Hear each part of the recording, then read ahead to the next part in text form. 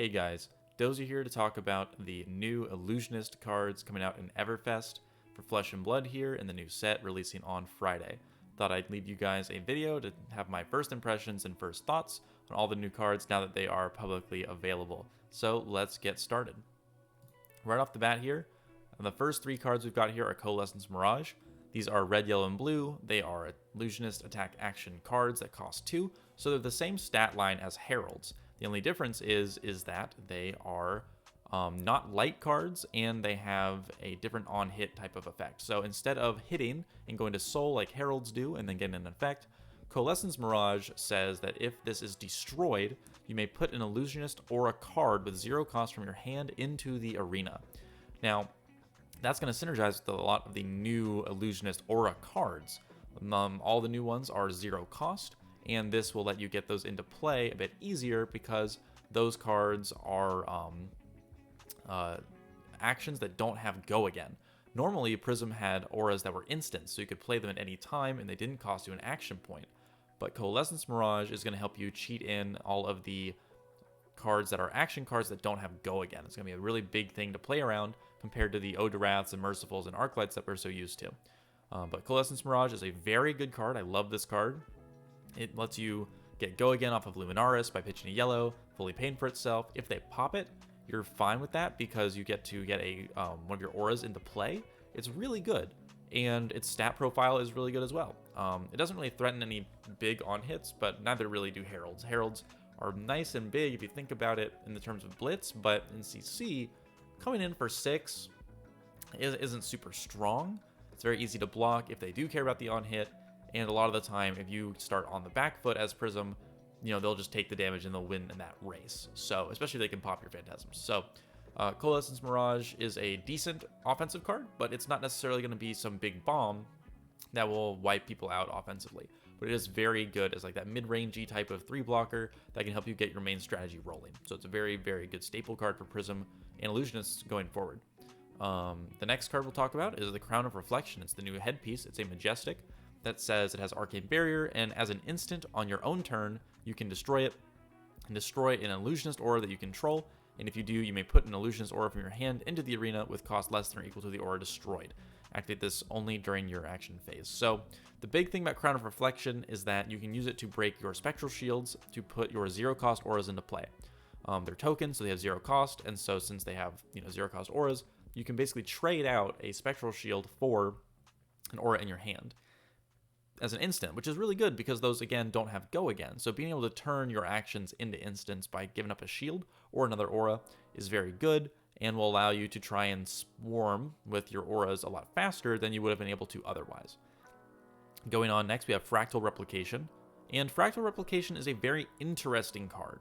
The only problem is it's not necessarily the right time for it to see a lot of play. It's a 0 cost Illusionist attack with 0 attack and 0 defense. But what happens is, when it's on the combat chain, it buffs itself to the base value, the highest base value of the Illusionist attacks on the chain. So if I attacked with a Wartune Herald red, pitching a yellow with go again, my opponent doesn't pop it, I can play Fractal Replication. It will copy not only the attack, but the defense, and also the abilities of the cards that preceded it on the chain. So it'll copy Wartune Herald's effect, it'll copy its attack and its defense, because it's the only other one on the chain. If you had a Wartune blue and a Wartune red, Fractal Replication would copy the highest one. It would have 7 attack for 0. That's really good. As an offensive card, Fractal Replication is very interesting. The only issue with it is that it does require you to not have your Phantasms popped in the first place to be able to reliably get that damage off. And so I'm personally not going to be running it in more aura-heavy builds, but in a more Illusionist attack action-heavy build, it definitely does good work for you, and it's a very good rate for what it does. Definitely a very good card. Then we've got one of the first action auras, Haze Bending. So Haze Bending is a blue 0 cost 2-block action aura with Spectra, so your opponent can attack it to destroy it, but that will make them lose their go again and lose their action point there and not do any damage to you. And it says once per turn, whenever Haze Bending or another Illusion's non-token aura you control is destroyed, create a Spectral Shield token. What that means is that if someone destroys one of your Spectras, effectively, you will get to create a Spectral Shield to replace it, which is really nice because It lets you kind of poke back and heal a little bit and get some advantage off of it, and it makes your opponent not even want to attack your Spectras. One of the biggest benefits of Spectra before was that your Mercifuls and your Odes and all these things were very threatening to decks over time, and so what would happen is they would want to attack them on sight and break them. That was normally the correct thing to do because you would normally have to spend a lot of cards to get them into play. Like 2 yellows in the aura itself, or in a blue off of Vestige, right? The problem is that with Haze Bending, you disincentivize your opponent to attack your auras, which means that if they start attacking your face and you don't really have enough block to really stop it, you'll kind of get run over because you're not really going to be able to reliably get as many yellows into play with all these blue auras to be able to get go again on demand. And so even if you have 5 or 6 auras out, you're not necessarily going to be able to pressure faster than your opponent is just by attacking your face. So Haze Bending is a very interesting card, but it definitely has some interesting decision points that it brings up, and it'll be interesting to see how the different matchups evolve and how the different builds evolve to take advantage of these abilities. It's important to note that if you have 2 Haze Bendings out or more, you get multiple copies off the same aura being destroyed. So in certain matchups where you're allowed to get your Spectras down, you can do a lot of damage and a lot of bad stuff to your opponent if you can manage to get these out and get these to stick around and provide value over time. The biggest difference to the blue auras compared to Spectras is that you cannot pay for them with a yellow. So oftentimes you will need to have a card in Soul with a 2-card hand to pitch a yellow, attack with everything, and then end on a blue aura. The problem is that you're not getting the value out of the aura that turn, and if your opponent never attacks it and it never gets you value, then you effectively wasted a card, right? So Haze Bending and these other blue auras are very interesting, and they definitely have a lot of potential to be very strong, but it'll definitely take the right build to take advantage of their strengths to get them into play, and then also be able to threaten stuff while they are in play.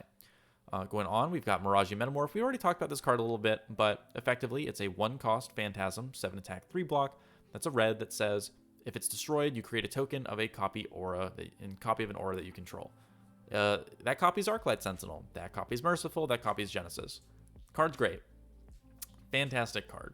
Nothing really much more to say there other than you want to attack with it when they can pop it, because if they do pop it and you get a free aura out of it, you're pretty happy, especially because when you pitch a yellow off of Luminaris to give this go again, even if they pop it, you can pay that 1 floating, get your action point back, and swing with all your auras. It is amazing. It is a fantastic card.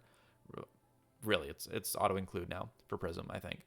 But going on, we've got Passing Mirage, which is one of the new non-instant action auras with, again, no go again, and it says that it's a blue, 0-cost, 2 block. All of them are like that. And it says your first Illusionist attack each turn loses and cannot gain Phantasm Spectra. So again, your opponent can attack this to get rid of it, but effectively every turn this creates Dreamweavers for you and lets you play it immediately, or forces you to play Dreamweavers every turn for free, which is great. Like, you get to have a free Dreamweavers every turn. When you're doing a Phantasm heavy build, that can be really strong. So I definitely like that card, and I think that being able to stack multiples of these is going to be really good, because when your opponent has to look at 2 of these, they're like, well, I'm not going to be able to get rid of both of them in the same turn necessarily, and then they're still going to have the effect.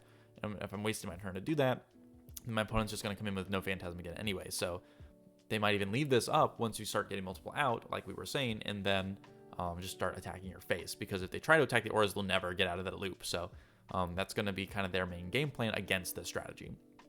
Going on, we've got Phantasmal Haze. It is an Illusionist attack action that costs 3, blocks 3, and obviously comes in red, yellow, blue. And it says it has Phantasm, which is normal for Illusionist attacks. And when this is destroyed, create a Spectral Shield token.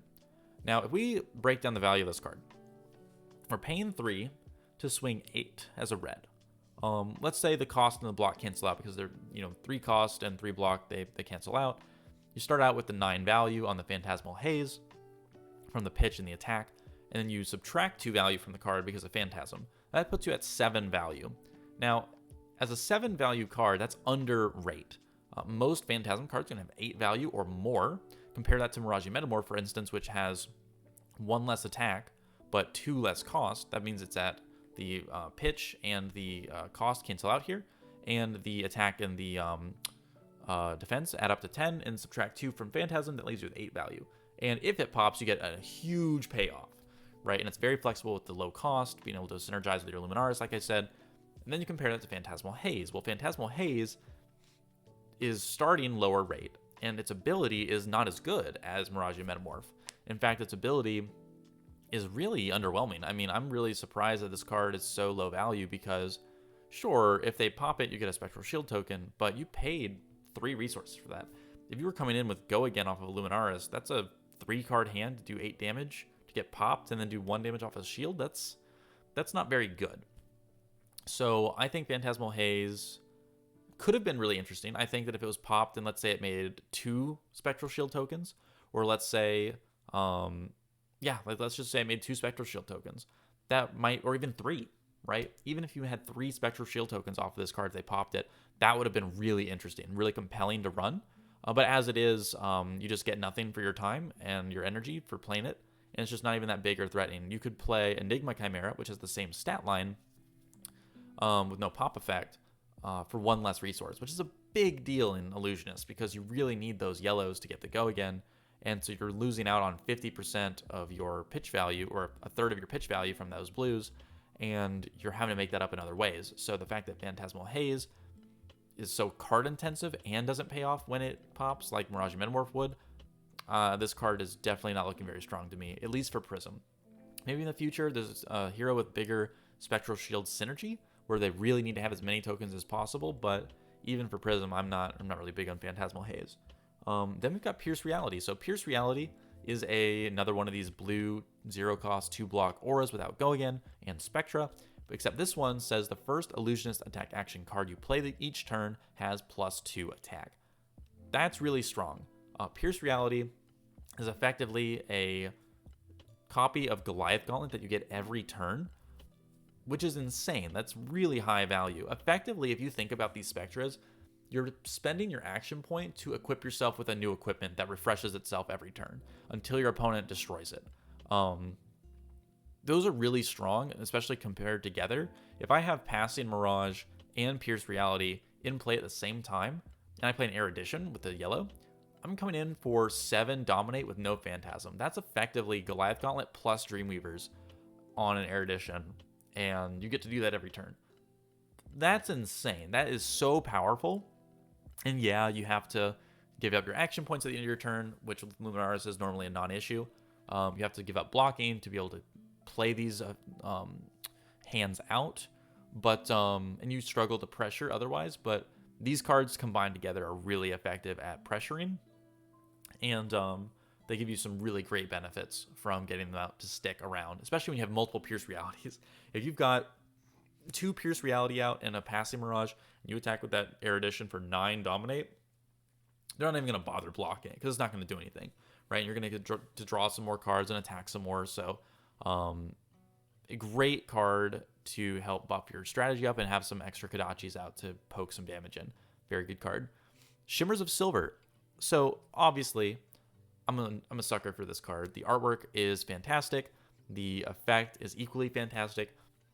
This is effectively a Glisten replacement in a slower build where you've got Shimmers of Silver. Says it's a 3-cost, or it's a 0-cost, 3-pitch, 2-block aura, again with no Go Again. And it says once per turn, whenever you attack with an Illusionist or a weapon, put a +1 counter on it. So effectively, every turn when you attack with an aura, for the first time you get to give a permanent +1 attack counter onto it. That's awesome. If you can start stacking these up and spreading them out, you can make it really difficult for your opponent to block and get rid of your value, and this can present a ton of value over time. Even on itself, right? If I played Shimmers of Silver, and on my next turn I swung with it, just on, like, let's say I had a block with my whole hand, and I swing with Shimmers of Silver, it's a weapon attack for 2 for free. And the next turn it's a weapon attack for 3 for free, and then 4 for free, and then 5 for free. If you have multiple copies out, they buff multiple times in a turn. So if I have 2 Shimmers out, then I can attack once with an aura, and it goes up to a 3-attack weapon immediately.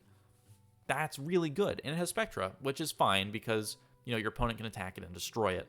But with a lot of builds that are kind of starting to come up here, you can get these multiple auras out. You can get multiple auras out a turn very easily. It is not difficult. The difficult thing is balancing getting enough auras out to have critical mass where your opponent can't really afford to get rid of them, but also being able to block and attack and pressure them so that you actually get value off of those auras. But Shimmers of Silver will definitely help you get that value. especially with Luminaris where you can attack for free and get those tokens generated every turn, even if you've got nothing else to do from an empty hand or trying to arsenal or something.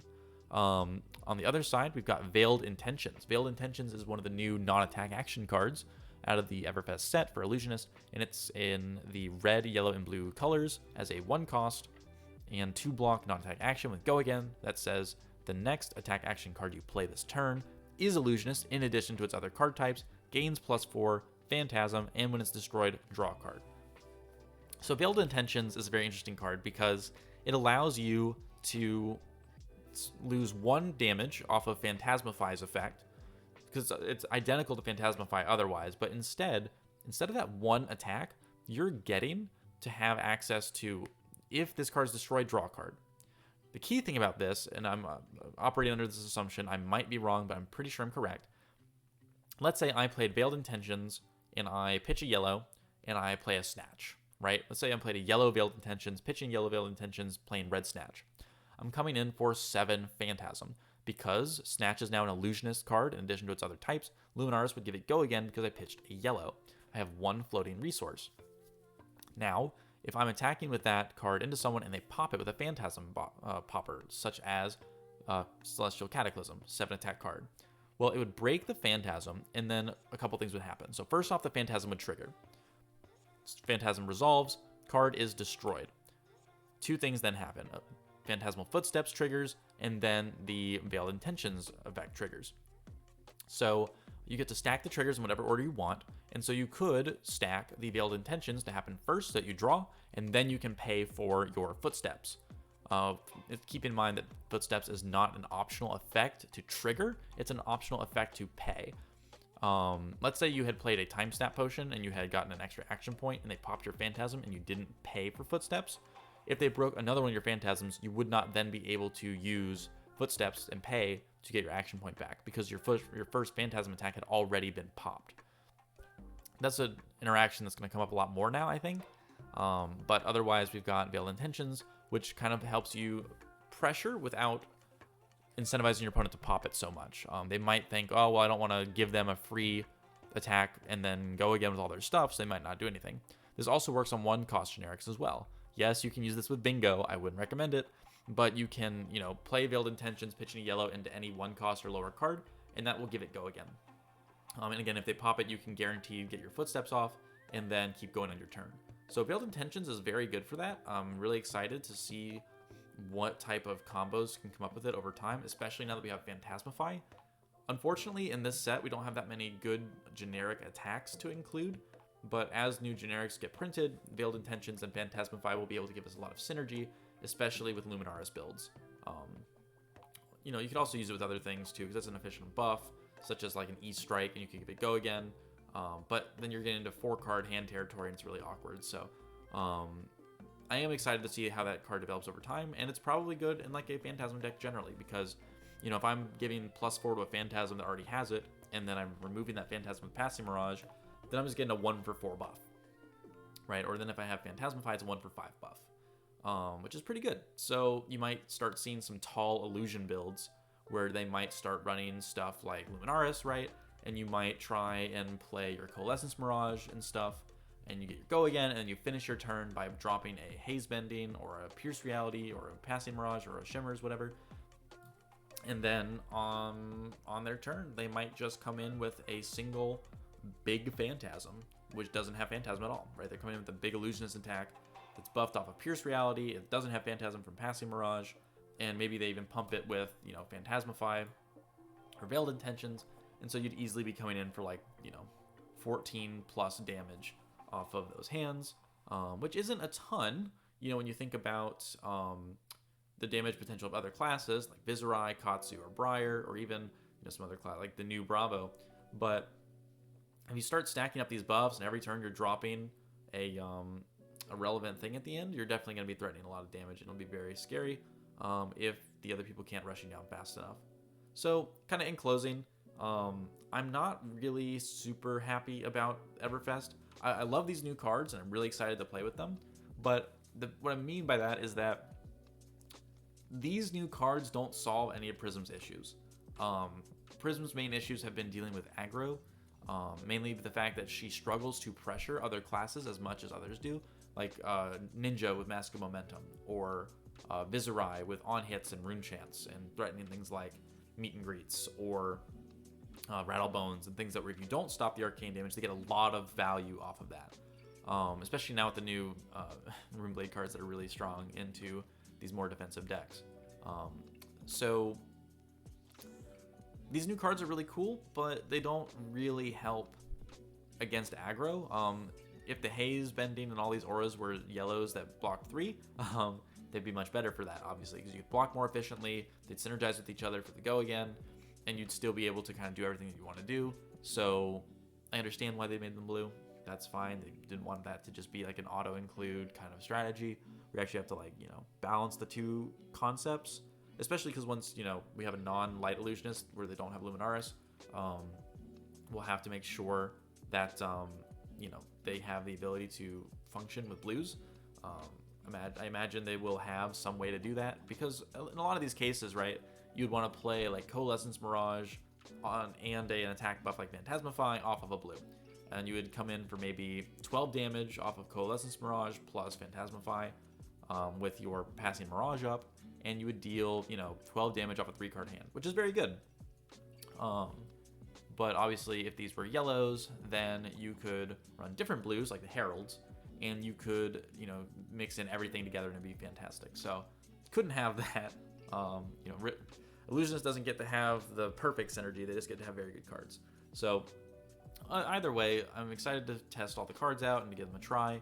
I do think that there's 2 main archetypes forming here, so besides the Tank Prism. So you've got Tank Prism over here, which is what we've been running, at least on this channel here, which is the hyper defensive, block everything, preserve your Spectral Shield, swing wide with the Prism ability in Luminaris, and that's how you'll get a lot of your game wins. Using defense reactions and everything to really cover up those breakpoints and slow your opponent down, denying on hits, and poking out. That deck struggled versus aggro. It struggled versus Katsu, and struggled versus Briar, and struggled versus Rhinar especially. Rhinar was a really tough matchup for Tank Prism, because he could bypass our blocks with Intimidate, our shields with his, being able to do that Intimidate so we can't block. Defense reactions were hard to use for a similar reason. We couldn't really play our auras because he could scab skins into them, and he would make our turns very awkward with that Intimidate. And we couldn't attack him either with our Heralds because he just pop them.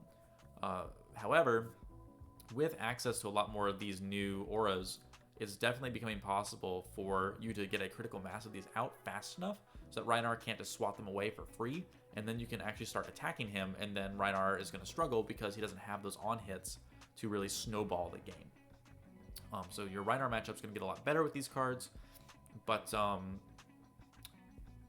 Invisarai might be okay. We've got a lot of blues to help stop Arcane. Viserai doesn't like attacking the auras, and if you commit to a certain slow game plan, you might be able to play, say, a Shimmers of Silver and then pass. And then if your opponent doesn't attack it, you attack with it for 2 damage on the next turn, and 3 on the next turn, and until they decide it's time to remove it. And in the meantime, if you've got some defensive options going, you might have the ability to slow them down long enough to build up your own wall of value and then try and snowball and end the game. I will say, though, that the damage output of the Luminaris version of this is very low. These auras attacking for 1 is great in theory because, it's hard to block those, but if you're having to sacrifice tempo in order to play them over and over again to try and get enough out so that they can't just kill them for free, like with Katsu the Kodachi, or Briar, or someone with the Rosetta, you'll very quickly find yourself falling behind in damage because you have to use your whole hand to play stuff out, and then you are having to poke back for like maybe 4 damage on turn at best. Compared to if you had a similar hand and you had a bunch of blues with Iris of Reality, you could potentially swing for like 3 or 8 or 12, right? 3 attacks, 8 or 12 damage, depending on your hand and your board state. The difference is that Luminaris feels a lot more impactful because you get that go again on your attacks. It really opens up those lines of play with the Mirage Metamorph and the Coalescence Mirage and Wartune Heralds and all of that. So I'm trying to make an Iris build work, but I'm not seeing the path at the moment. We'll see if there's something else that I can figure out. But if you have any ideas, let me know in the comments. I'd love to read them and see what you guys are brewing up. And in the meantime, if you want to get a sneak peek at all the deck lists that I've been making, you can become a patron over on Patreon. You'll get access to exclusive content, such as those decklist videos and coaching sessions with me if you go for a certain tier. So definitely check that out if you're interested. Otherwise, I will see you guys in the next video. Peace. Thank you very much for watching. If you enjoyed the video, please support the channel by leaving a like, a comment, and consider subscribing for more Flesh and Blood content. This video and videos like it are made possible by viewers like you. I want to give a thank you to all the patrons who help support the channel and make all this content possible. Starting with Tara Blitz and the Dreamweaver tier patrons, thank you for your support. You rock. For the Sentinel tier patrons, we have David Romish, Joe Gianoli, Michael Lynch, P13TR2U, Scott Koo, and Tim J. And then thank you to all of the Herald patrons as well, with Ike Vickhagen, Francesco Lorenzi, Henrik, Jacob Wilson, and Joel Wilhelm, followed by Moon Shaker. And finally, we've got the Spectral Shield tier patrons. Thank you all for your support as well. Bryce Morgan, Hasiel Diaz, Rachel, and Sarazar. Thank you everybody for your support, and I'll see you guys in the next video.